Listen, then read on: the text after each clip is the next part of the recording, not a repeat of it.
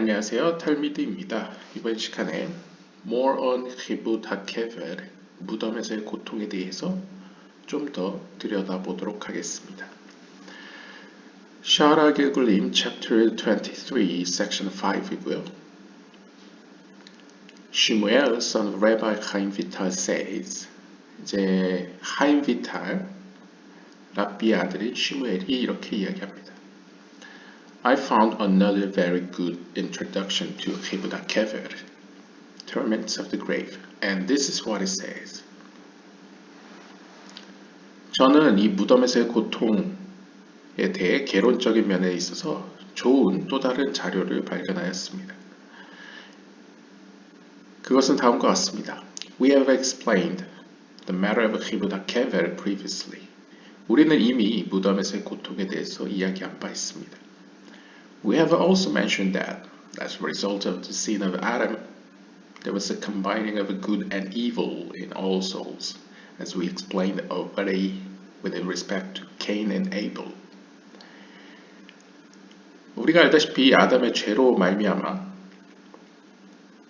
모든 영혼들은 선과 악이 섞인 상태로 존재케 되었습니다. 그것이 곧 가인과 아벨의 형태로 나타나게 된 것이죠. This is the secret of the verse, and Adam called names. 이는 다음 구절의 신비와 같습니다. 창세기 2장 20절에 보시면 아담은 이름들을 불렀다. For just as they have souls from holiness, likewise have they names from souls in Klippah. 우리가 이전 영상에 보았다시피 모든 영혼들은 거룩한 이름을 가지고 있듯이 마찬가지로 클리파, 어둠의 세계의 이름들을 가지고 있습니다. 그러니까 하나님의 관점에서, 그러니까 하나님의 가까운 세계는 모든 것이 하나의 세계이겠지만 인간에게 가까운 어둠이 존재하는 세계는 이원론적으로 실존적으로 세계가 존재한다는 것이죠. 그래서 거룩한 이름이 있다면 그에 반대되는 어둠의 이름이 있다 라고 이야기를 합니다. This is so because when Adam sinned through the tree of knowledge, he caused the souls to be taken from the side of impurity, just as it occurs from the side of holiness.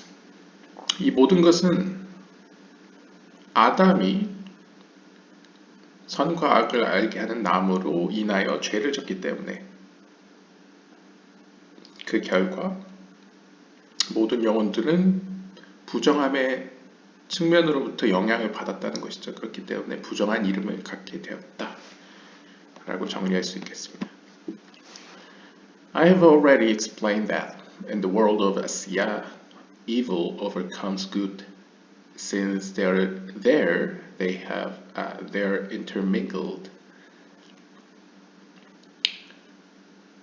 제가 아시아 세계에 대해서 이미 설명한 바와 같이 아시아 세계에 존재하는 우리들은 evil, 악이 선을 지배하고 있습니다. 왜냐하면 이 세계는 이제 선과 악이 섞여 있기 때문입니다. However, in the world of Yetzirah, they are equal, and in the world of Bria, good overcomes evil, and they are no longer combined. 그런데 아시아 세계보다 한 단계 높은 예치라 세계의 경우에는 선과 악이 50대 50으로 되어 있고요. 그 다음에 브리아 세계로 올라가면 선이 악을 이깁니다. 그리고 더 이상 선과 악이 섞이지 않죠. 아질로트 세계는 말할 것도 없죠.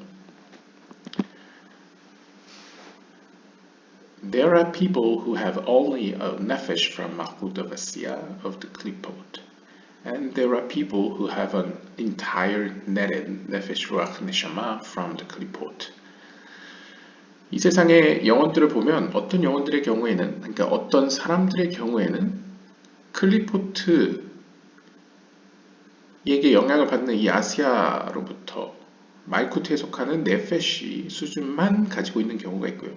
그러니까 네페시 수준만 갖고 있다는 건 어떤 의미로 아직 어둠의 문턱에 있다는 것을 의미할 수 있겠죠. 반면에 어떤 사람들의 경우에는 네페시 루아흐 네샤마까지 모든 영혼들을 클리포트 세계로부터 가지고 있는 사람들도 있습니다.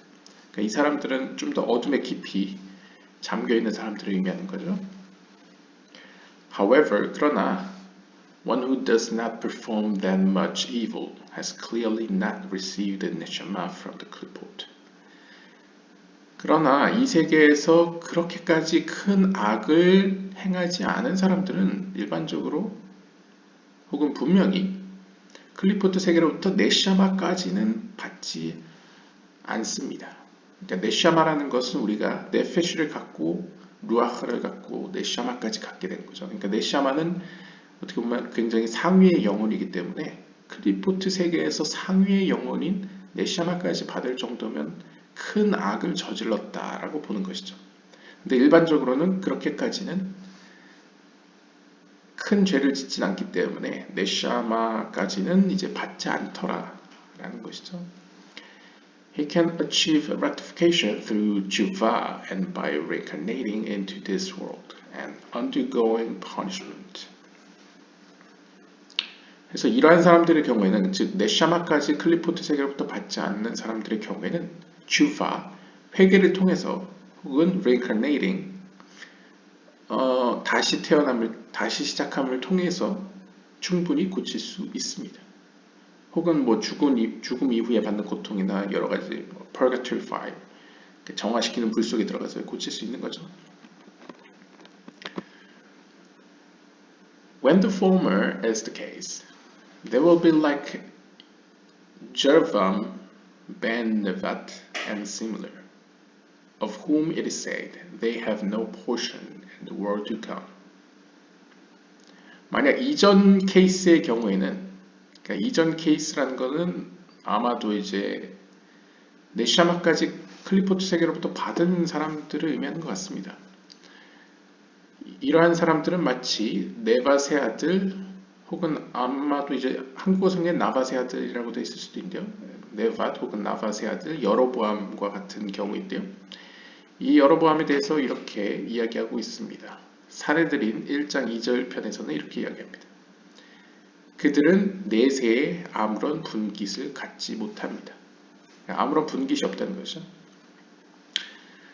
That is, 즉, rather than have their souls elevated above as Mainukfi, through an upper unification of Abba and Ima, who are called the world to come, they will ascend only on the level of Mainukfi through a unification of Zun, or Zerampin and Nukfa. 그러니까 요약하자면 사실 내세, 여기서 말하는 내세는 우리가 생각하는 일반적인 그냥 죽은 다음에 가는 내세가 아니고요. 여기서 내세는 이제 비나의 수준, 영적으로 이제 비나의 수준, 혹은 이제 아바베 이마가 연합하는 장소를 의미합니다.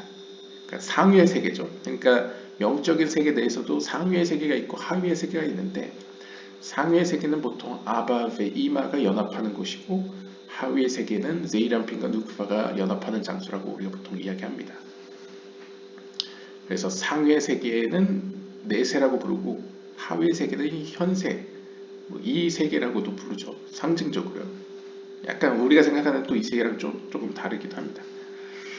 그런데 이 여로보암과 같이 어떻게 보면 클리포트 세계로부터 많은 영향을 받은, 네샤마까지 영향을 받은 사람의 경우에는 아무리 영적으로 상승해도 아바베 이마가 있는 상위의 세계까지는 올라가지 못한다는 것이죠.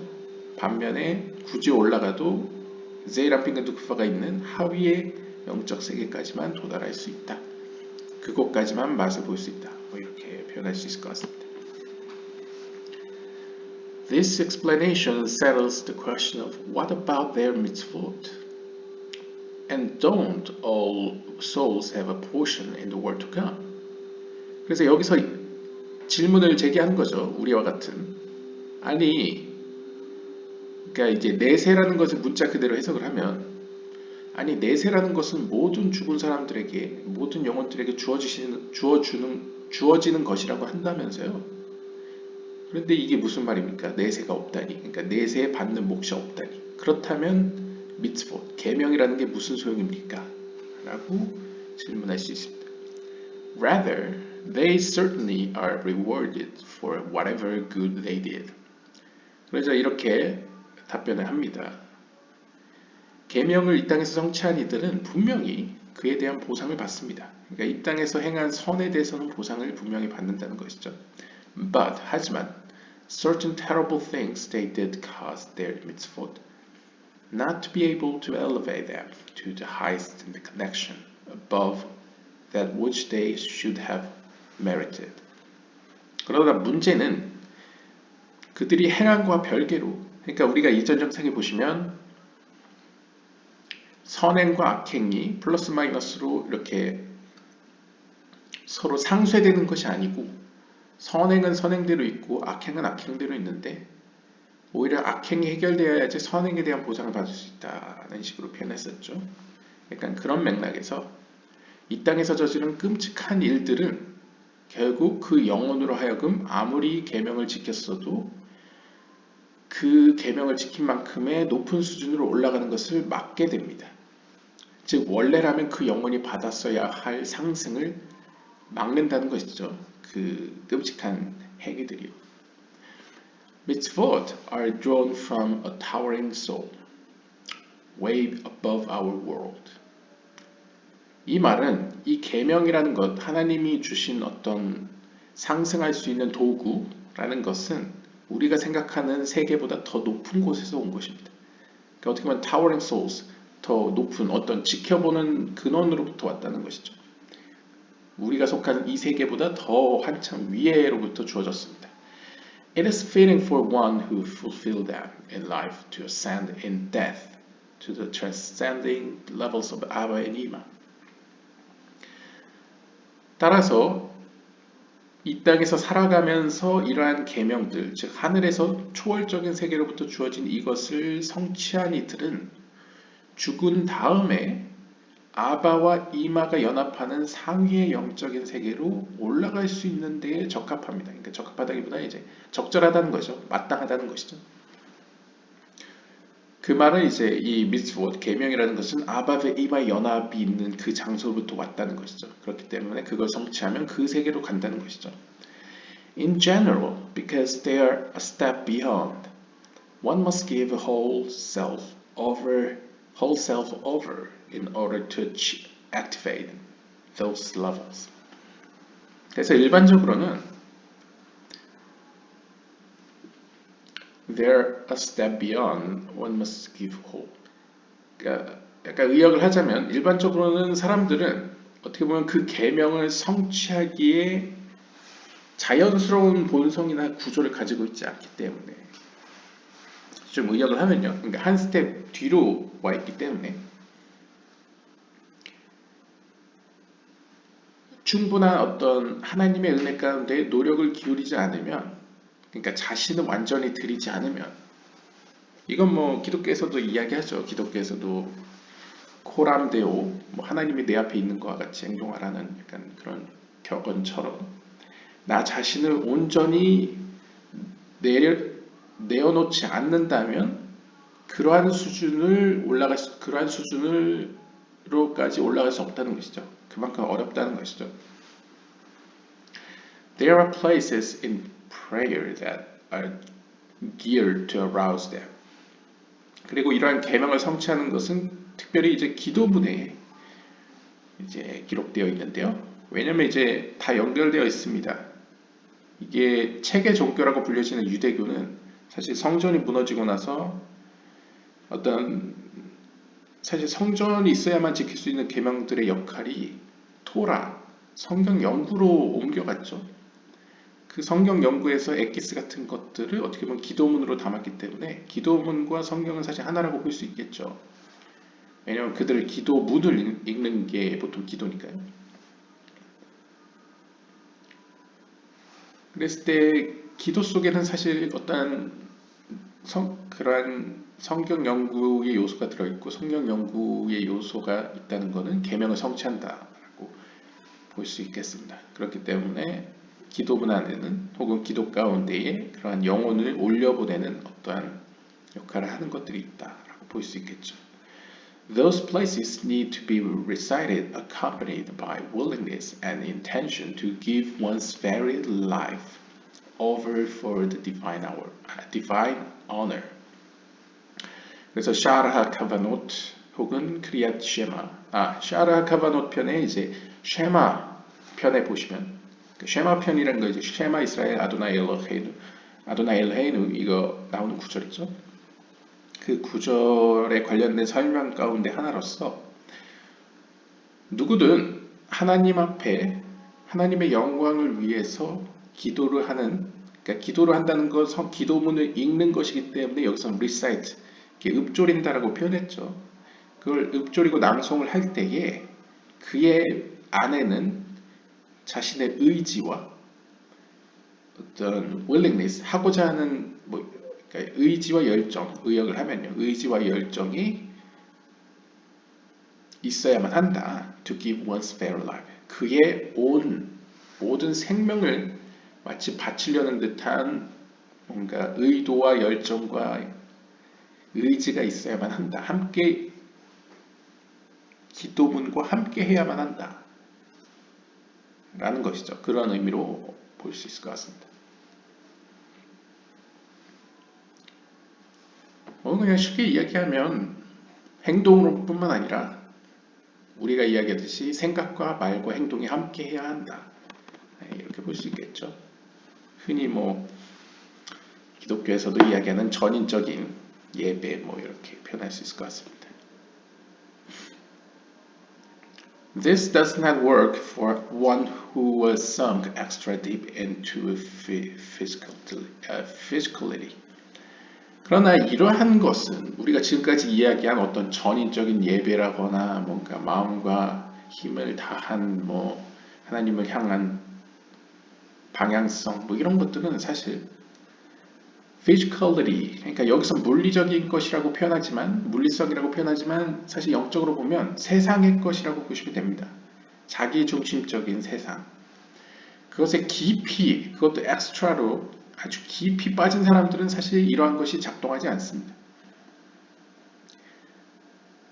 그러니까 쉽게 이야기하면 비유적으로 늪에 깊이 빠진 사람들은 아무리 올라와봤자 완전히 올라오기 힘들다는 것이죠. 적어도 다리 일부만은 빠져 있다거나 그런 상태가 되겠죠. They can only rise to be included in Zoom, the part of things from which our world is drawn. 그래서 그들의 경우에는 영적으로 아무리 올라가도 세이람핀과 누쿠바가 연합해 있는, 즉 파르초핌이긴 한데 우리가 속한 이 세계의 빛을 가져다 주는 그러한 하위의 영적 세계까지만 도달할 수 있습니다. 이게 이제 여로보암과 같은 어떤 네샤마의 수준까지 어둠의 세계에 깊이 물든 혹은 그 속에 들어가 버린 영혼들의 경우에는 거룩한 세계로 올라가더라도 어떤 한계가 있다는 것이죠. 물론 항상 예외는 있습니다. 근데 일반적으로는 그렇다는 것이죠. Everything we do below awakens a reciprocal reaction above.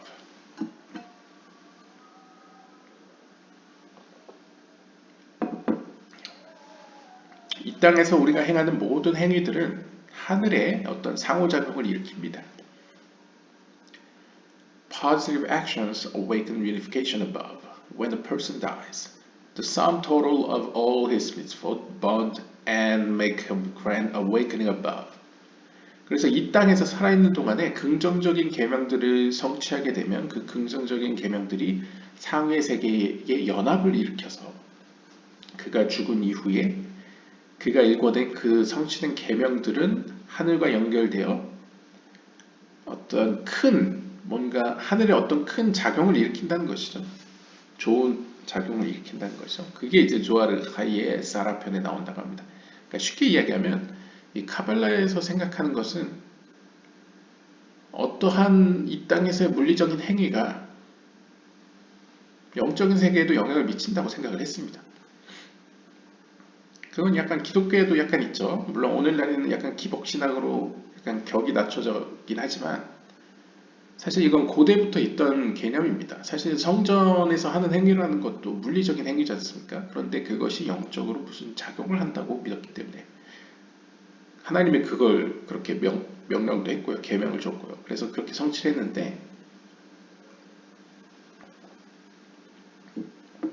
이후에 이제 성전이 무너지고 성전의 행위들이 토라 체계 종교화가 되면서 랍비들은 생각한 거죠.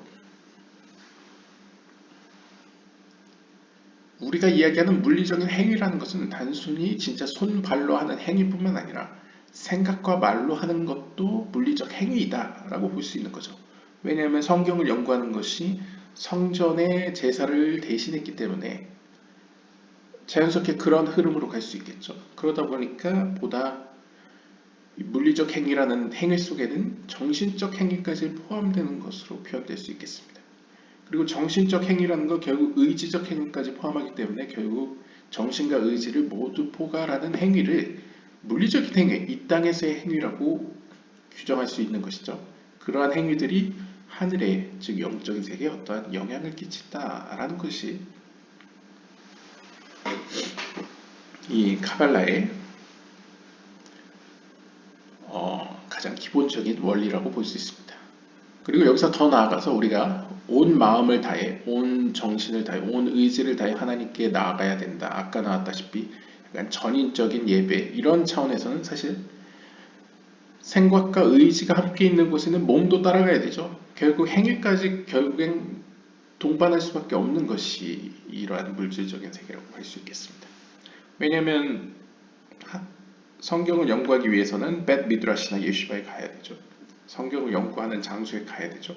그것도 일종의 행위이고 책장을 넘기는 것 하나하나도 행위죠. 결국 행위와 생각과 말은 그리고 생각은 의지는 함께한다라는 관점에서 이러한 종합적인 어떤 이 땅에서의 우리가 생각하는 큰 의미에서의 행위라는 것이 물질적인 행위다라고 보시면 되겠습니다. 그러한 물질적인 행위들이 결국 영적인 세계에 어떠한 작용을 일으킨다 라는 것이 이제 카발라의 주요한 원리고요. 따라서 그러한 원리 가운데 His soul ascends to be included in this collective unification and derives great delight from it. 그래서 이 땅에서 영혼 가운데 자신에게 주어진 영혼과 더불어서 행한 물리적인 행위들은 즉 말과 생각과 행동들은 결국 하늘로 올라가 즉 영적인 세계로 올라가서 총체적인 연합 가운데 포함됩니다. 그러니까 최초의 아담을 우리가 컬렉티브한 영혼들로 봤죠. 좀 어떤 집합적인 공동체적인 집합체적인 영혼 집단으로 봤었죠. 그러니까 그러한 어떤 연합에 포함이 되고 그리고 그것으로부터 이 땅으로 어떠한 빛을 가져온다 혹은 즐거움을 가져다 준다 끌어온다 뭐 이렇게 보는 거죠. 마치 제사장이 축복을 이스라엘 백성에게 가져오는 것처럼 말이죠. However, 그러나 someone who has nefesh ruach neshama from the klipot must have their bones rot and eat their flesh. 그러나 클리포트 세계로부터 네페슈 락 네샤마까지 가진 이들은 즉 어둠의 세계에 깊이 빠진 이들의 경우에는 must have 무조건 그들의 뼈들이 썩고 그들의 살들이 먹혀야만 합니다.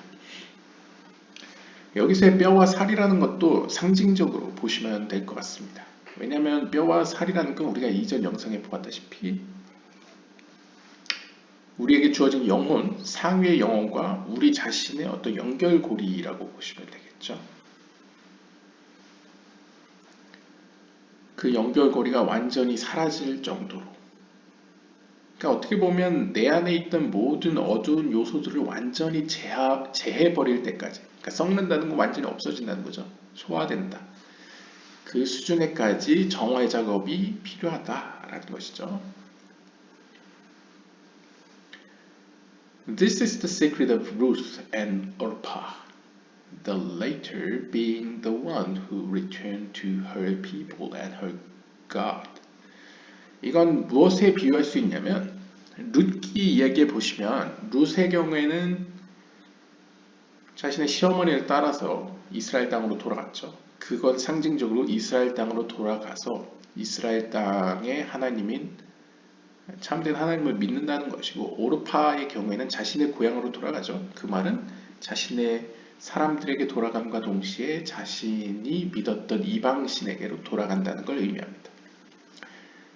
즉 클리포트 세계의 네페슈락 네샤마까지 자신의 존재를 푹 담근 사람은 마치 오르파와 같이 자신이 본래 믿었던 어떤 집단에게 돌아감과 동시에 거짓된 신에게, 그러니까 이방신이죠. 여기서 상징으로. 그러니까 하나님이 아닌 다른 곳을 향해 에너지를 쏟는 삶으로 돌아간 경우를 의미한다고 볼 수 있습니다. 여로보암도 사실 솔로몬 시대까지는 어떻게 보면 하나님을 믿던 사람이죠. 하지만 어떤 정치적인 이유든 영적인 이유로든 자기뿐만 아니라 모든 자신 아래 있는 백성들이 하나님이 아닌 다른 것을 향하도록, 다른 것을 향하게 하는 게 우상 숭배이죠. 그렇게 큰 죄를 저질렀습니다. 그래서 여로보암과 오르파 같은 인물들이 상징적으로 이 네시아마까지 클리포트 세계로부터 받은 인물이라고 표현할 수 있겠죠. This is also the secret of the verse. The fool claps his hands together and has nothing to eat but his own flesh. 또 다른 성경 구절로는 전도서 4장 5절에 나오는 어리석은 이는 자신의 손을 팔짱을 끼고 그리고 다름 아닌 자신의 살을 먹습니다. 아마 한국어 성경에는 이제 자신의 몸을 축낸다 뭐 이렇게 써 있을 겁니다. 근데 이제 직역을 하면 자기 몸을 먹는다는 것이죠. 그래서 여기서 어리석은 자를 우리가 유추할 수 있겠죠. 여기서 어리석은 자라는 건 이 네시아마까지 클리포트 세계로부터 받은 사람을 의미할 겁니다. 그러한 사람은 어리석은 자와 같아서 claps his hand, 이제 손을 이제 낀다. 그래서 보통 이제 팔짱을 낀다라고 한국어 성경은 해석했더라고요. 보통 이제 성경에서 약간 상징적인 걸 보면 손을 펼친다라고 하면 뭔가 적극적인 행위이자 뭐 자비를 베푼다거나 뭐 심판을 베푼다거나 하여튼 뭔가 외부로 향해서 뭔가 적극적인 제스처를 취하는 거죠. 반면에 팔짱을 낀다는 것은 어떻게 보면 보다 자기중심적인 에너지 흐름이자 뭔가 적극적인 제스처를 하지 않겠다는 의미를 의미하죠. 뭐 그렇게 해석할 수도 있겠죠. 근데 중요한 건 뒤에 나오는 우리가 문맥상에서 여기서 인용하고자 하는 의도는 자기 살을 먹는다라는 구절인데요. 즉 이 말은 they destroy themselves and in order to separate from this evil soul they require kibbut hakever. 즉 이 말은 자기 살을 먹는다는 건 결국 그 영혼이, 즉 어리석은 영혼들이 자기 스스로를 멸망시킨다는 것이죠. 즉 이 땅에서 저지른 그들의 행위로 말미암아서 즉 네샤마까지 클리포트 세계로부터 받는 지경에 이르게 됨으로써 그 결과 죽음 이후에도 고통을 받고 자기 스스로를 멸망까지 시킨다는 거죠. 여기서 멸망시킨다는 건 상징적으로 뼈와 살이 완전히 썩어 문드러질 때까지의 고통을 받을 수밖에 없게 되었다라는 것이죠. 그런데 그것은 단순히 고통을 주기 위해서 가학적인 이유 때문에 주어진 것이 아니고 in order to, 그 목적은 바로 그 악에 깊이 물든 영혼이 separate, 악으로부터 분리되기 위해서, 악으로부터 정화되기 위해서 이 히브드 하케벳, 무덤에서의 고통이 필요하다는 것이죠. 사실 이건 이제 제 개인적인 해석인데 예전 그 여성적 속성의 영혼에서도 이야기했듯이 여성적 속성의 영혼이라던가 여기서 이야기하는 이 플래시, 몸, 살, 뭐 육체, 이건 제 개인적으로는 우리가 나라고 규정하는 어떤 자아를 가진 어떤 하위의 영혼을 의미한다고 저는 개인적으로 생각합니다. 왜냐면 맨 뒤에도 나오는데 이 몸이 썩는다, 썩지 않는다. 그러니까 반대로 이야기하면 의로운 사람의 영혼들은 그 몸이 썩지 않는다라고 비유를 하거든요. 그런데 여기서 몸이 썩지 않는다는 의미는 사실 논리적으로 보면 진짜 물리적인 이 눈에 보이는 몸이 썩지 않는다라는 의미는 아니거든요. 보통 이제 그리고 여성적 속성의 영혼 같은 경우에도 예전에 보시면 Purgatory Fire 뭔가 정화시키는 불 속으로 들어가지 상위의 다른 남성적 속성의 영혼들처럼 길굴 다시 시작하지 않는다라고 표현합니다. 그래서 저는 개인적으로 여성적 속성의 영혼이나 이러한 어떤 몸 같은 경우를 오히려 하위의 영혼들로 생각을 하는데요. 하위의 영혼들의 경우에는 죽은 다음에 그냥 정화의 불로 들어가서 정화를 받는다거나 이렇게 무덤 상위의 영혼이 받는 고통인 무덤에서의 고통을 이제 함께 경험한다기보다는 그 피해자가 된다고 보는 게 맞는 것 같습니다.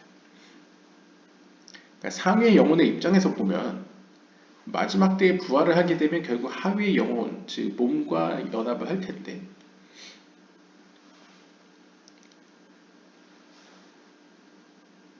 어떻게 보면 이 땅에서의 동반자였던 자신의 영적인 파트너였던 하위의 영혼이 자기와 함께 일구었던 이 삶의 여정 가운데 받은 그 원인에 의해서 그 결과로서 고통을 받는 것이죠. 그러니까 상위의 영혼 입장에서 어떻게 보면 이 히브다 케베르는 하위의 영혼이 내 눈앞에서 이제 고통을 받는 광경이라고 볼 수 있을 것 같습니다. 그리고 그 고통을 완전히 썩어 없어질 때까지 눈앞에서 계속 목격하는 형벌인 거죠. 어떻게 보면 상위 영혼 입장에서. 그러니까 그런 느낌이 더 듭니다. 제 개인적으로는. 사실 그게 제일 큰 고통이죠. 사랑하는 존재 혹은 삶이 이제 눈앞에서 고통을 받는 모습이요. 어떻게 보면 잔인하긴 한데 이제 큰 의미에서 보면 궁극적으로 그러한 무덤에서 고통이 있는 이유는 결국 그 상위의 영혼과 하위의 영혼이 이 땅에서 함께 일궈낸 그 결과물이기 때문에 어쩔 수 없는 것이고 원인과 결과적에서 어쩔 수 없는 것이고 그러니까 자업자득일 것이죠. 어쩔 수 없는 것이고 오히려 무덤에서의 고통으로 인해서 하위의 영혼이 정화될 수 있기 때문에 궁극적으로 그렇기 때문에 필요 불가결한 것이죠. 마지막 때를 바라보면요. 그런 의미에서 무덤에서 고통을 볼 수 있을 것 같습니다. 이건 제 개인적인 해석이고요. Even in the land of Israel, 이스라엘 땅에서조차도 a minor amount of hibud kever is necessary. 그러니까 보통 이스라엘 땅이라고 하면 우리가 이런 무덤의 고통에서 이제 제외된다고 생각할 수 있지만 지금 이 글에 있는 독자들을 대상으로 이야기하는 것 같습니다. 하지만 실상은 a minor amount of hibud kever 많은 수는 아니지만 히브다 케베르가 분명히 필요한 경우가 있습니다. For the bad soul is already separate from one born in the land of Israel. Nevertheless, it will depend upon the actions of a person, whether they are good or evil. 왜냐하면 가령 예를 들면 악한 한 영혼이 있는데 그 영혼이 이미 separate from one born in the land of Israel, 이스라엘 땅에서 태어났기 때문에 이미 분리되었다 하더라도, 그러니까 악한 세계의 영향력으로부터 분리되었다 하더라도, 그럼에도 불구하고 그 영혼은 이 땅에서의 행위에 따라서, 즉 선한 행동을 하느냐 악한 행동을 하느냐에 따라서 히브다 케베를, 즉 무덤에서 고통을 받을 수도 있고 받지 않을 수도 있습니다. 이걸 어떻게 해석할 수 있냐면 제 개인적으로는 여기서 Land of Israel이라는 것 역시도 문자 그대로 이스라엘 땅에서 태어난 영혼들은 이라는 의미라기보다는 그러니까 영혼들 가운데서도 거룩한 세계, 아틀루트계의 말쿠트에서 비롯된 영혼들도 있을 거지 않습니까?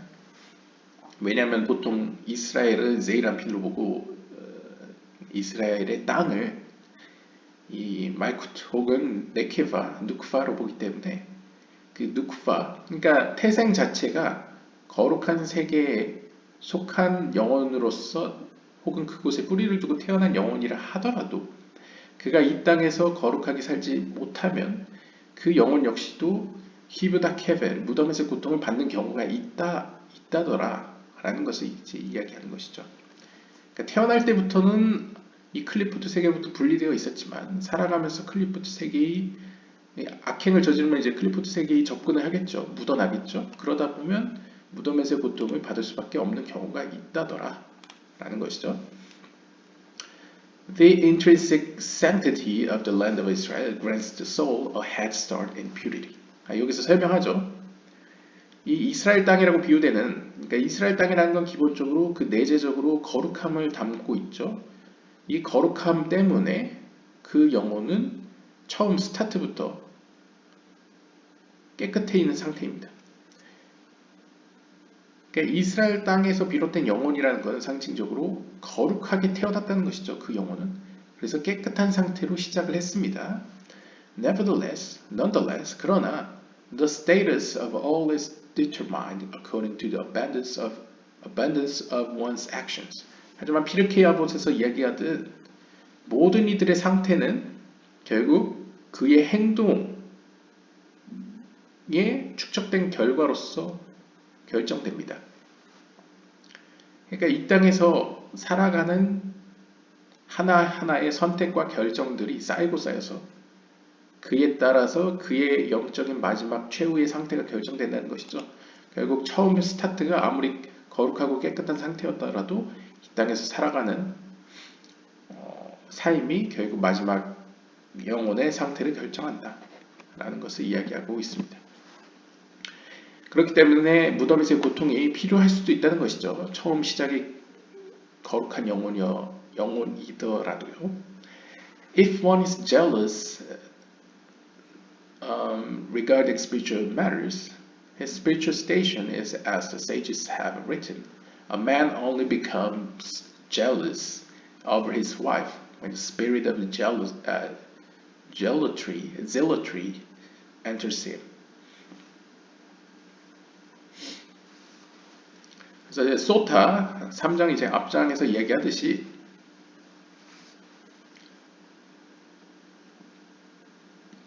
현자들의 말에 따르면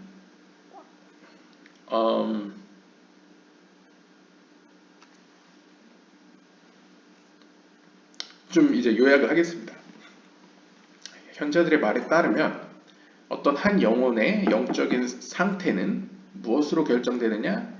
그 사람이 영적인 것에 가지는 어떤 질투심에 의해 결정된다고 볼 수 있을 것 같습니다.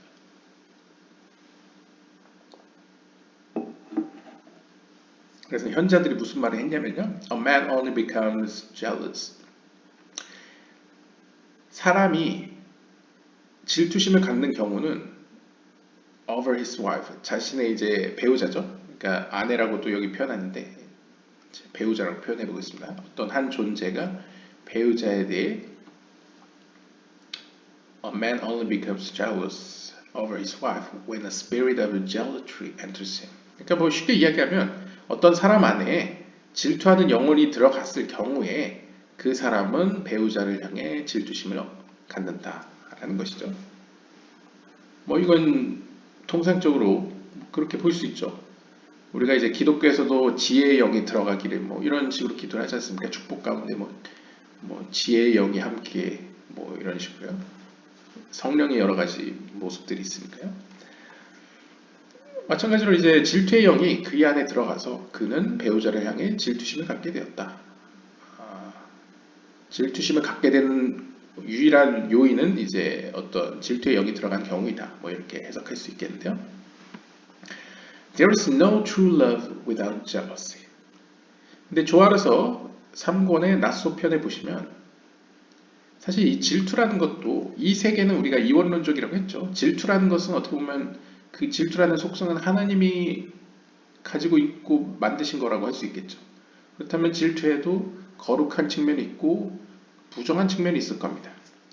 근데 여기서 이야기하는 첫 번째 나오는 질투라는 것은 긍정적인 의미에서, 즉 거룩한 측면에서 질투가 없는 사랑이라는 건 참된 사랑이 아니다. No true love without jealousy.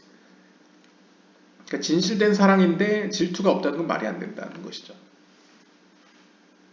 그 말은 어떻게 보면 거룩한 의미에서의 질투의 영이 그 사람 안에 들어가야 비로소 그 영혼은 거룩한 영적인 것에 대해서 질투심을 갖는다는 거죠. 즉 영적인 것을 추구하게 된다는 것이죠. A mate feels his partner inside his intrinsic self. From this place he is jealous. 그래서 이렇게 보는 거죠. 어떻게 보면 여기서 표현하는 건 일단 내재적으로, 그러니까 영적으로 어떠한 질투심이 유발됨으로써 비로소 그 존재는 상대방을 질투하게 된다, 혹은 대상을 질투하게 된다라는 관점에서 결국 이 질투가 위치한 장소는, 그러니까 질투가 기원하는 곳은 바로 내면이라는 것이죠. 그래서 그걸 우리가 a mate feels his partner, 그러니까 어떻게 보면 배우자가 다른 배우자에게 감정을 느끼는 것은 inside his intrinsic self, 그 안에 있는 내부의 어떤 자아로부터 비롯된다라고 볼 수 있을 것 같습니다. From this place, 바로 이곳으로부터 그는 질투를 합니다. 그러니까 질투는 쉽게 이야기하면 여기서 하고자 하는 말은 질투심 혹은 시기심이라는 건 굉장히 내면적, 깊은 내면으로부터 비롯된다는 걸 의미합니다. 깊은 내면으로부터 비롯된다는 건 결국 질투와 시기심은 영적인 것이라는 것이죠. 그래서 바바 바스라 21장 앞장에 보시면 이제 jealousy of scholars increase wisdoms. 그래서 학자들의 질투심은 그의 지혜를 높입니다. 왜냐하면 학자들의 영적인 질투심은 결국 영적인 세계에 대한 질투심이기 때문에 영적인 지혜와 관심을 더욱 높이겠죠. There is a form of positive jealousy. 그래서 여기서 이야기를 합니다. 질투심에는 긍정적인 형태가 있습니다. 즉 거룩한 질투심이 있다는 것이죠. When someone sees a good quality in someone else and wants to also attain it without begrudging the other.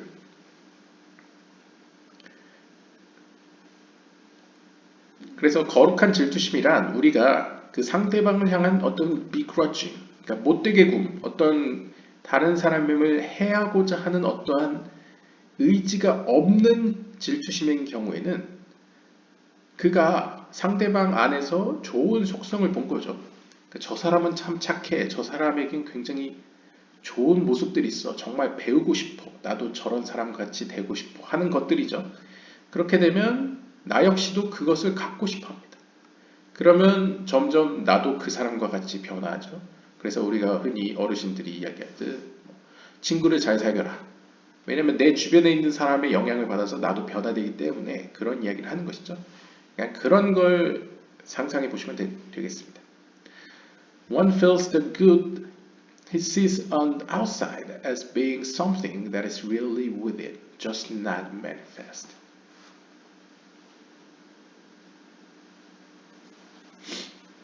이걸 좀 의역을 하면요. 그래서 사실상 어떤 내가 상대방을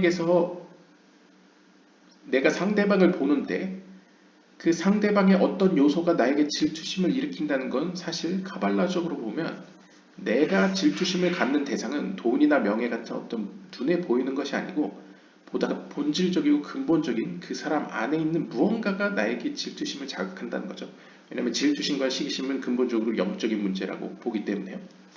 결국 not manifest, 어떤 보이지 않는, 실제로는 그 내면에 있는 무언가가 바깥으로 드러난 것처럼 나는 느낀다는 것이죠. 그러니까 분명히 나는 그 사람의 외형을 보고 있는데 내 영혼이 왠지 그 사람 안에 있는 뭔가를 질투하기 때문에, 뭔가를 얻고 싶기 때문에, 그 사람을 본받고 싶기 때문에 나는 그 사람에 대해서 질투심이라는 어떤 감정을 느끼게 된다는 것이죠. 카발라적인 접근으로서요. 아마도 약간 사울과 다윗의 관계로도 볼 수 있을 것 같습니다. 사울도 아마 자기가 왜 그렇게 다윗을 미워하는지 몰랐을 겁니다. 그런데 그건 영적인 의미에서 영혼 대 영혼으로서 다윗 안에 있는 어떠한 하나님 앞에서의 어떤 정결함과 순결함과 어떤 바로 서 있음을 부러워했겠죠. 그래서 자기도 모르게 설명되지 않는 어떠한 증오심과 질투심을 느끼게 된 게 아닐까 생각해 봅니다. 단순히 정치적으로만 질투심을 느꼈다면 사실 다른 교묘한 계략들이 있을 수 있죠. 사실 정치적으로 교활한 사람들은 오히려 자신의 정치적 대항자들을 자기 주변에 두지 않습니까? 사울은 그런 모습보다는 어떻게 보면 굉장히 순수하게 그냥 다윗을 지극히 미워합니다. 그래서 쫓아가고 죽이려고 하고 그러시죠. 약간 그런 뉘앙스로 볼 수 있을 것 같습니다. 어쨌든, however, 그러나 if one is jealous regarding worldly matters, 자 앞에서는 우리가 거룩한 어떤 긍정적인 측면에서의 질투를 이야기했었죠. 그것도 역시 영적인 내면 안에서 사실 기원한 것으로서 우리는 비록 그것의 외형을 보지만 그 내면에 있는 어떤 것을 사모해서 그것을 얻고 싶어서 내 영혼에 어떤 변화가 일어난다라고 이야기했습니다. 마찬가지로 부정적인 측면에서의 질투도 있을 텐데요. 그것은 바로 세상에 속한 것을 질투하는 경우입니다. That is a function of the outside forces. 이것도 이제 세상적인 것이라고 해서 어떤 외적인 것, 눈에 보이는 것, 뭐 흔히 얘기하는 뭐 자동차나 어떤 집이나 어떤 돈이라고 표현할 수도 있겠지만 사실 이것은 엄밀한 의미에서 영적인 의미로는 outside forces, 바깥에 있는 힘들, 즉 바깥에 있는 힘들이라는 건 결국 클리포트죠. 즉 하나님이 아닌 다른 것을 향하려는 세력 혹은 그것들이 유혹하는 우리에게 보여주는 어떤 거짓된 허상을 쫓는 걸 의미합니다.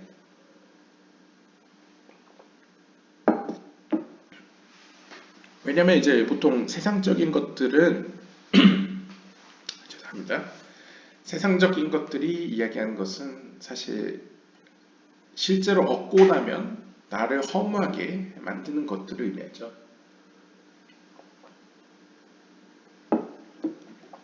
그래서 하시디즘 비유 중에 하나는 사실 사탄이 사람들에게 사용하는 방법은 자신의 손 안에 아무것도 들지 않은 상태로 사람들에게 이 안에 여러분이 원하는 모든 것이 들어있다라고 하고 도망가는 것 같다고 이야기를 하죠. 사실 손 안에는 아무것도 없는데 사람들은 그 손 안에 자신이 원하는 걸 꿈꾸고 마치 그것이 그 안에 있다고 착각을 일으켜서 그걸 쫓아가는 거죠. 그리고 결국 마침내 인생을 소비하고 그것을 그 악마의 손을 딱 붙잡았을 때는 그 손 안에는 아무것도 없는 것이죠. 그러니까 이런 것을 이제 세상적인 것이라고 표현할 수 있겠습니다. 왜냐하면 이건 카발라적으로 보시면 카발라의 어떤 코스몰로기, 어떤 세상이 어떻게 구성되어 있는지를 살펴보면 영적인 세계 하나님께서 이제 찜중 이렇게 자기 수축을 통해서 비워낸 공간 안에는 사실 아무것도 없습니다. 그러니까 세상을 둘러싸고 있는 것도 하나님의 신성이고 세상 안을 채우고 있는 것도 하나님의 신성이라고 봤을 때는 사실 이 세계에 존재하는 건 하나님 외에는 없다라고 봐도 거의 무방하죠. 그러한 어려운 조건 하에서 하나님께서는 자신과 전혀 다른 존재를 만들려는 게 창조의 목적이기 때문에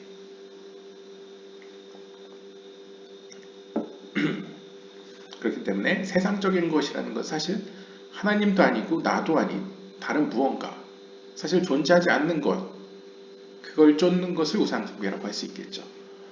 As a result, his bones will have to rot to be cleansed of their attachment to the clipboard. 따라서 그 결과 결국 세상적인 것, 즉 허상의 것을 쫓게 되면 그 결과 그의 뼈는 무조건 썩어야만 합니다.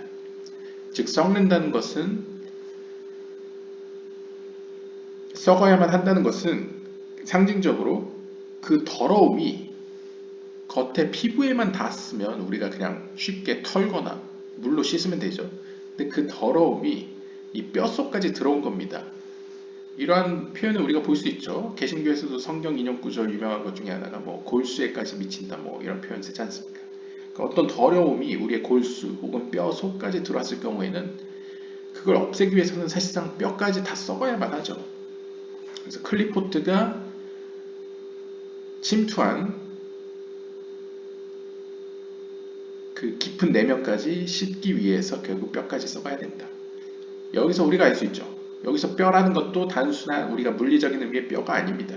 이 뼈라는 것은 피부로 감싸져 있고 근육으로 감싸져 있고 근육 안에 있는 혈관들과 여러 가지 다른 조직들로 감싸져 있듯이 가장 내면에 가장 영적으로 우리의 영혼 안에 있는 무언가를 의미합니다. 본질이라고 할 수 있겠죠.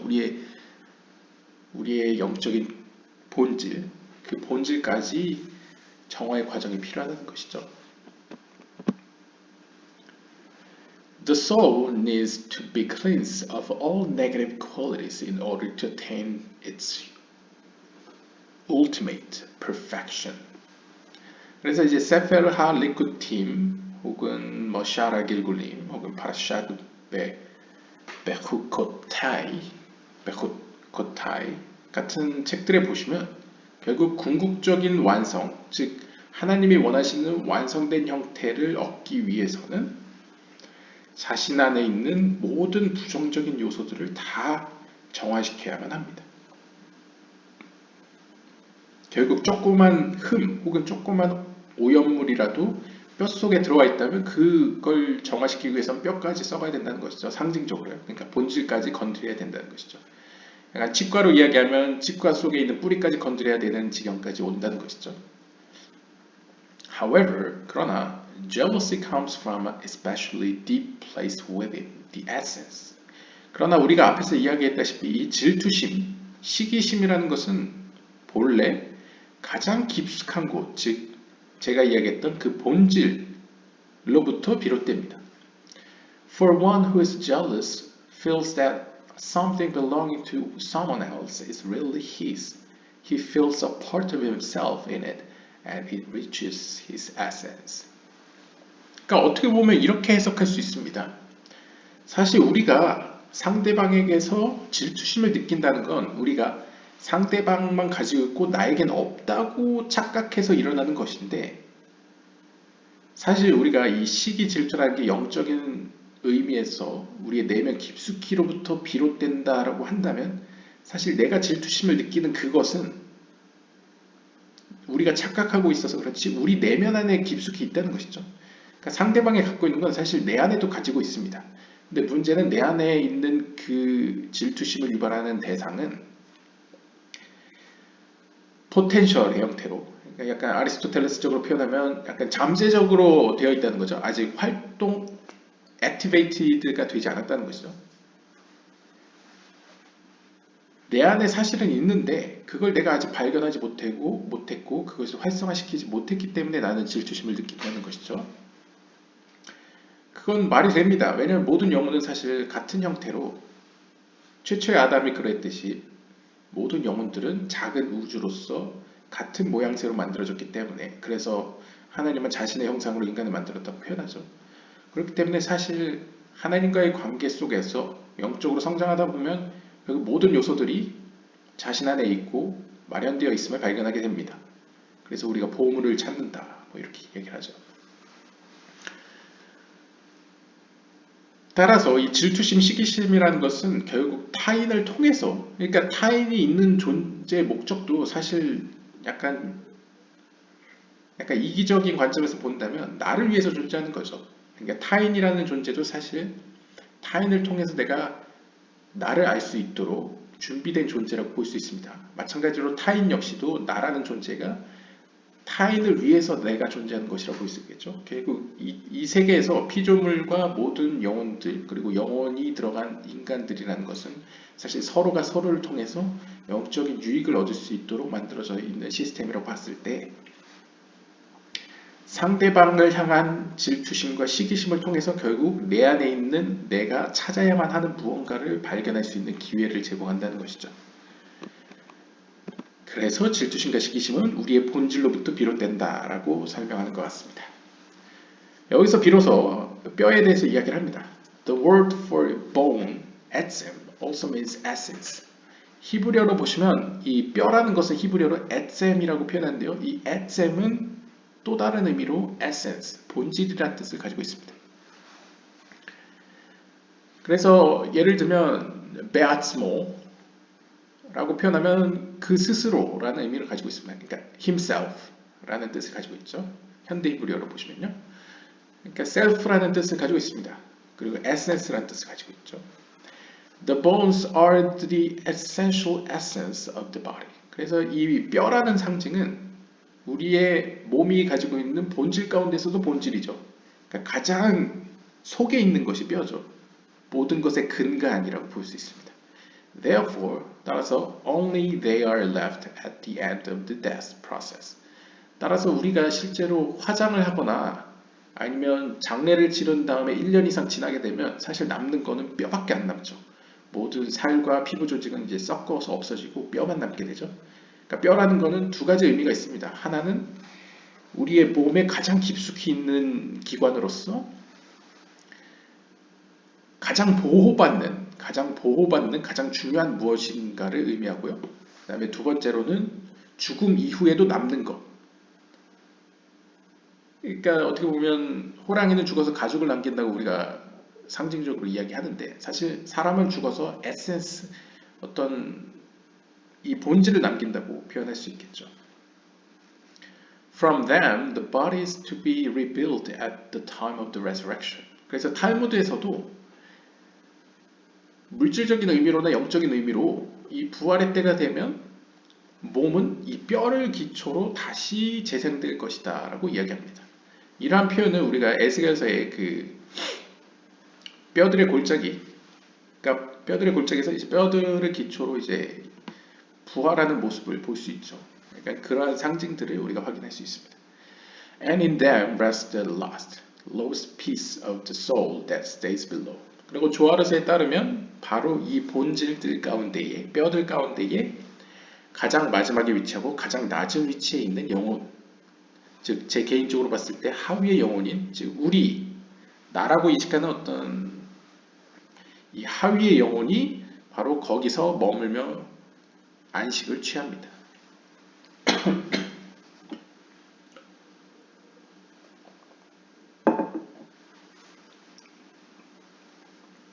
그러니까 어떻게 보면 제 개인적으로 봤을 때 이 몸이라는 것은 하위의 영, 즉 우리가 나를 나라고 인식하는, 어떻게 보면 데카르트적으로 이제 나를 나라고 생각하는 그 최소한의 가장 기본적인 단위가 이 에셈, 이 뼈라고 볼 수 있을 것 같습니다. 그 뼈를 기초로 나라는 걸 이제 구성하죠. 그 구성한 게 이제 바디, 몸이라고 할 수 있고요. 근데 마지막 때가 되면 결국 부활을 하게 되면 이 몸과 우리가 흔히 말하는 영혼, 하지만 제가 해석하면 상위의 영혼이 이제 다시 연합하고 결합을 하게 되죠. 결국 죽은 사후에는 이들이 분리가 되죠. 그래서 상위의 영혼은 하나님께 가고 하위의 영혼, 즉 나라는 존재는 이 어떻게 보면 이 뼈로 상징되는 어떤 본질로서 남게 됨으로써 안식을 취하고 깊은 잠에 빠집니다. 그리고 마지막 때가 돼서 부활의 시점이 되면 나라는 존재가 다시 인식이 깨어나고 의식이 깨어나고 나에게 있었던 상위 영혼과 다시 만나는 것이 이제 부활이라고 볼 수 있겠죠. 조아르서와 탈무드의 기초에서 보면요. 그러한 관점에서 이 뼈라는 것, 마지막 썩고 모든 것이 다 없어져도 남게 되는 그 본질 안에 우리의 어떤 자아가 들어있다라고 볼 수 있을 것 같습니다. 그런데 improper jealousy defects them, requiring them to deteriorate in order to cleanse the soul and allow such a person to also eventually be rebuilt. 그런데 이 땅에서 큰 죄를 지으면서 부적절하게 살아간 경우에는 improper jealousy, 부적절한 시기심을 갖게 되죠. 그러니까 이건 좀 더 확장 해석을 하면 어떤 케이스냐면 어떤 사람이 이 땅에서 살아가면서 상위의 영혼과 하위의 영혼을 둘 다 가지고 살아가죠. 그런데 이 상위의 영혼과 하위의 영혼이 함께 부적절한 질투심을 느낀 겁니다. 즉 부적절한 질투심이라는 것은 내 안의 영적인 상황은 인식하지 못하고 밖에 있는 내 눈앞에 보이는 허상들, 즉 물질적인 것들, 세상적인 것들을 쫓다 보니 결국 영적으로 소홀하게 되고 그 결과 죽은 다음에 상위 영혼은 길구를 하기 위해서 이제 돌아갔고 하위 영혼은 남게 되는데 상위 영혼도 남게 되겠죠. 어떻게 보면 히브 다케벤 무덤에서의 고통을 받기 위해서요. 그게 끝나면 이제 돌아가겠죠. 돌아가서 뭐 길구를 하든 뭘 여러 형태로 다시 시작을 하겠죠. 그런데 이 하위의 영혼은 to cleanse 그 영혼을 씻기 위해서 왜냐하면 그동안의 죄의 결과로서 많은 오염물들이 묻었기 때문에 뼈까지 침투했기 때문에 그걸 씻기 위해서 결국에는 그리고 결국 궁극적으로는 부활의 때가 됐을 때 다시 살아나고 연합하기 위해서는 결국 뼈까지 썩을 수밖에 없다는 것이죠. 어쩔 수 없다. 이거 원인 결과적으로 인과론적으로 어쩔 수 없다라고 볼 수 있겠습니다. 왜냐하면 마지막 때 다시 연합하기 위해서는 다시 살아나야 될 텐데 살아나기 위해서는 그 본질이 씻어져야 될 본질이 이제 마땅한 그릇이 되어야 한다는 것이죠. 근데 많은 죄로 인해서 그릇이 많이 흠이 생겼기 때문에 고칠 필요가 있다라고 볼 수 있을 것 같습니다. Similarly, 마찬가지로 to lose the primary bone of resurrection of one who does not bow and say thanks to God is turned into snake. 바바카마에서는 이렇게 이야기합니다. 이제 인간에게는 이제 상징적으로 lose, 이 lose라는 건 두 가지 사전적인 의미는 두 가지가 있습니다. 뭐 몇 가지 더 있겠지만 첫째는 이제 아몬드를 lose라고 표현하고요. 두 번째로는 이렇게 어떤 뼈를 의미하기도 합니다. 에센스죠. 보통 에센스, 본질을 의미하죠. 그러니까 굉장히 어떤 상징적으로 아몬드와 같이 굉장히 작은 조각이라고 볼 수 있습니다. 작은 조각이지만 우리가 오늘날 더 이해하기 쉽죠. 조그만한 SD 카드조차도 막 몇십 기가 이 용량을 담을 수 있지 않습니까? 그것처럼 이 루즈라는 어떤 명칭을 붙인 이 어떤 부활을 위한 주된 뼈 조각은 상징적으로 우리의 어떤 부활을 위한 본질, 가장 중요한 본질이라고 할 수 있겠죠. 그런데 이 본질을 가진 사람이 이 세상에 살아가면서 하나님께 감사를 하거나 엎드리지 않았을 경우에 그 영혼의 가장 중요한 이 핵심 본질은 하나의 뱀으로 변합니다.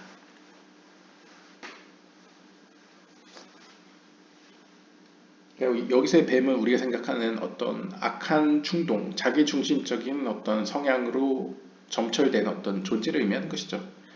거의 그러한 존재로 변한다라는 것이죠. Appreciation is also an intrinsic root quality. 왜 이렇게 되느냐? Appreciation. 어떻게 보면 이제 누군가를 감사한다는 것, 이러한 행위 역시도 intrinsic root, 영혼 안에 내재된 속성입니다. One who lacks it needs to have root cleansing in order to become fit for resurrection. 그러니까 좀 의역을 하자면요. 의역과 해석을 하자면요. 사실 하나님의 형상으로 만들어졌다는 것은 그 안에 하나님의 품성이 어떻게 보면 potential, 잠재적인 형태로 이렇게 들어있다, 내재되어 있다라고 볼 수 있겠습니다. 그 가운데에는 무언가에 대해 감사를 드리는 것, 이것은 어떻게 보면 영적으로 굉장히 당연한 것이라는 거죠. 근데 문제는 이 땅에서 살아가는 영혼들 가운데는 그러한 영적으로 굉장히 당연한 것들을 당연하지 않게 여기면서 착각하고 사는 영혼들이 있다는 것이죠.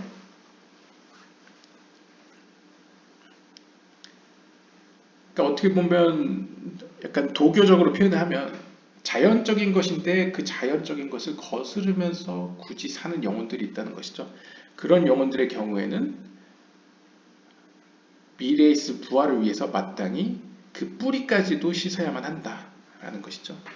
왜냐하면 원래 영적으로 자연스러운 것들은 뿌리로부터 기반을 하는데, 영적인 뿌리로부터 기반하는데 그 영적인 뿌리 자체가 지금 아무것도 느낄 수 없고 마비되어 있고 당연한 것을 당연한 것이라고 인식하지도 못하는 상태이기 때문에 그 뿌리에서부터 청소할, 정화시킬 필요가 있다는 것이죠.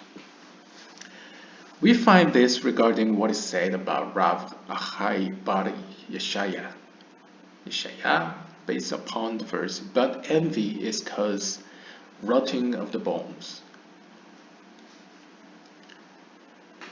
우리는 이와 같은 사실을 라비 아하이 bar 예샤야와 관련된 이야기 가운데에 잠언서 14장 30절의 이야기를 꺼내올 수 있습니다. 아마도 이제 랍비 아하이 bar 예샤야라는 랍비가 관련된 이야기가 아마 이 사람이 제 기억에 아마 이 글이 쓰여질 당시에 사람들에게는 누구나가 아는 어떤 진짜 법 없이도 살 사람의 대명사였던 것 같습니다. 그러니까 랍비 아하이 bar 예샤야는 아마도 제 생각에는 그 아담의 죄로 인해서 얻은 더러움 외에는 이 세상에서 그 어떤 더러움도 없이 굉장히 청렴결백하게 살았던 사람으로 보입니다. 그래서 이 사람과 관련되어서 잠언 14장 30절이 언급되었던 것 같습니다. 잠언 14장 30절에 따르면 그러나 질투는 뼈를 썩게 한다, 상하게 만듭니다 라고 합니다. 그러니까 부정적인 질투를 의미하는 거죠. For jealousy regarding worldly matter causes the bones to rot, and like a garment, ash shall devour them. 그래서 이러한 부정적인 여기서 부정적인 질투라는 건 일단 하나님이 아닌 다른 것을 향하는 방향성을 의미하는 거죠. 즉 질투의 대상이 worldly matter, 세상적인 것이었을 경우에 그 질투는 그 뼈들, 즉 영혼의 본질을 썩게 만듭니다. 그러니까 영혼의 본질이 거의 소멸하다시피 하는 정화의 과정을 필요로 한다는 것이죠. 이것은 마치 like a garment ash. ash라는 건 이제 히브리어로 보시면 이제 좀이라고 보시면 됩니다. 그러니까 나방. 우리가 보면 이제 옷이 좀 먹었다 그러죠. 옷이 상하는 경우가 이제 어떤 이 누에 나방 같은 어떤 나방이 이제 좀이라고 부르죠. 그거 이제 옷을 갉아먹어가지고 구멍이 나는 걸 우리가 좀 먹었다라고 이야기하는데 마치 그러한 어떤 좀이 옷을 갉아먹는 것과 같다. 이런 표현이 이제 이사야서 50장 9절에 나온다고 합니다. 그러니까 어떻게 보면 영혼의 본질인 이 뼈가 상하는 것을 우리가 비유적으로 이제 뼈가 썩는 것으로 표현할 수도 있고 혹은 옷이 좀 먹는 것으로 표현할 수도 있죠.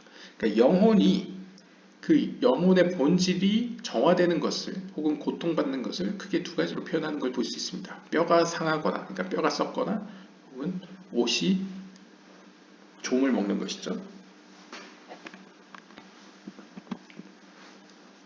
This is the secret of the matter. 이것은 다음과 같은 신비를 담고 있습니다. There are shin ain 317 lights on the side of holiness. 잘 보시면 약간 이미 나오고 있습니다. 이 좀이라는 뜻의 혹은 나방이라는 뜻의 아쉬를 거꾸로 하면 신 아인입니다. 그러니까 이 아쉬라는 건 아인 신이거든요. 근데 거꾸로 하면 신 아인이죠. 그런데 370개의 빛들이 있습니다. 조아르서 3권 이드라 라바에 따르면 거룩한 속성에 370개의 빛들이 있습니다. 그 말은 뒤에 아마도 클리포트의 세계에도 370개의 빛이 있다는 것이죠. 그것은 아쉬라고 불린다. 근데 여기선 거룩한 빛이기 때문에 샤라고 불린다. 뭐 이렇게 표현하고 있습니다. At times, another 8 encompassing light are added to them. 그런데 그때 370개 플러스 그걸 둘러싸고 있는 추가 빛들이 8개가 붙어서 총 378개가 됩니다. 이것에 대해서는 이제 샤르 루아카 코데시 이코데 히바르티에서 나온다고 하고요. When they become 이렇게 해서 그들이 378개가 될 때에 it totals the words hashmal and malbush. 지금 앞에 이것이 왜 이렇게 해석되는지를 지금 근거로서 정리해주고 있습니다. 설명해주고 있습니다. 일단 거룩한 측면에 370개의 빛이 있는데 거기에 추가 둘러싸는 빛 8개를 합쳐서 378개라는 숫자 값을 갖게 됩니다. 근데 이 378개를 378이라는 값을 게마트리아로 다른 글자들, 다른 단어들과 연결시켜 보면 해시말, 이제 성경의 fiery radiance, 그러니까 불같이 번쩍이는 어떤 빛, 그리고 현대 히브리어로는 이제 전기를 해슈말이라고 합니다. 그러나 해슈말이라는 단어도 게마트리아로 하시면 수비학적으로 378개라는 숫자 값이 나옵니다. 그리고 옷이라는 뜻인 말부시라는 것도 이제 게마트리아로 숫자로 치환하면 378이 됩니다.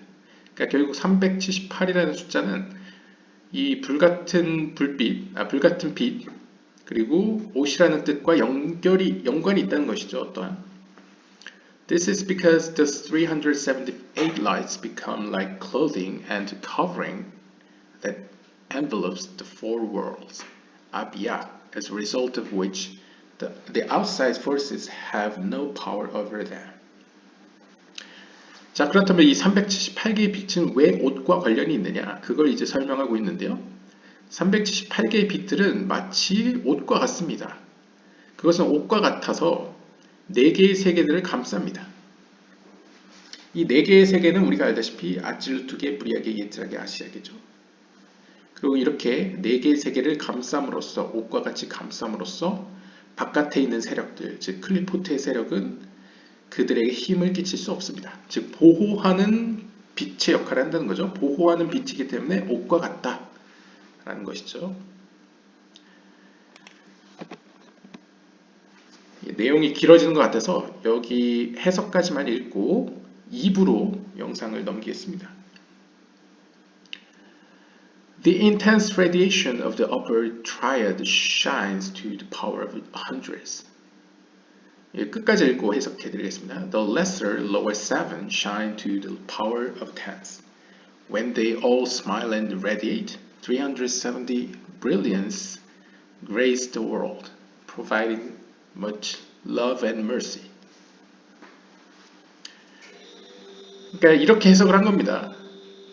지금 378개 중에 8이라는 숫자는 바깥에 보다 초월적인 빛들이죠. 그래서 8을 빼고 일단 370개만 집중해서 보게 되면 이 370이라는 숫자는 300과 70이라는 숫자로 구성되어 있습니다. 근데 우리가 알다시피 10개의 세피롯을 보시면 머리에 해당되는 이 케테르 호크마 비나, 그런데 이제 케테르 호크마 비나로 설명할 때도 있지만 보통 우리가 빛을 인식할 수 있는 빛을 이야기할 때는 호크마 비나 다트로 표현합니다.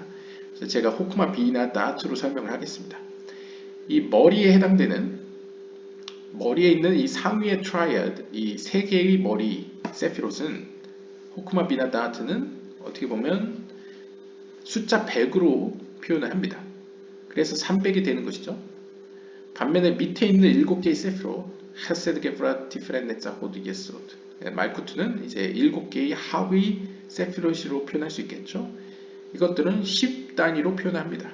결국 그렇게 보면 300은 호크마 비나 다트, 그 다음에 70은 헤세드부터 이제 말쿠트까지 7개의 하위 세피롯이라고 했을 때 결국 10개의 세피롯을 총 10개의 세피롯이 모두 제 기능을 하고 빛을 낼 때에 그것은 370개의 빛들이라고 표현할 수 있겠죠. 그리고 이 370개의 빛들이 바로 우리의 세계에 빛을 내려보냅니다. 즉 은혜를 끼칩니다.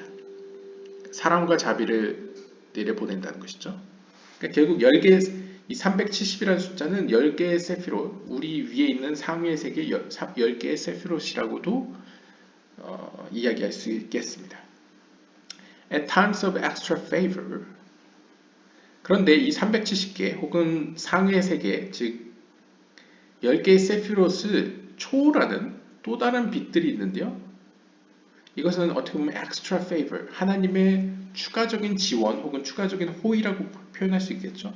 이렇게 해서 주어지는 8개의 빛들은 shine from the skull of Keter, 케테르 혹은 두개골로부터 빛을 냅니다. 그러니까 이건 초월적인 빛이기 때문에 이렇게 케테르에 배분한 거죠.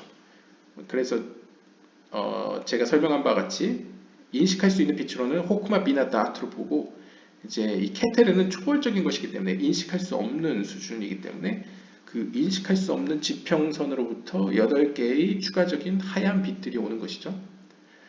This provide a kind of spiritual lightning, hashmal, that the world's dawn as a garment which provides extra protection.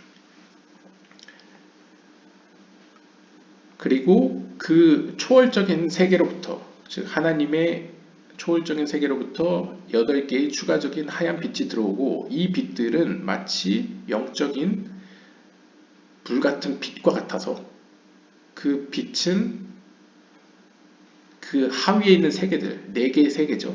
아칠루트계, 무리아계, 이트라, 아시아계, 이 4개의 세계들을 옷과 같이 감싸서 그 세계를 보호해 줍니다. 네, 일단 영상은 길어진 관계로 여기서 끊고 2부 영상으로 넘어가도록 하겠습니다. 감사합니다.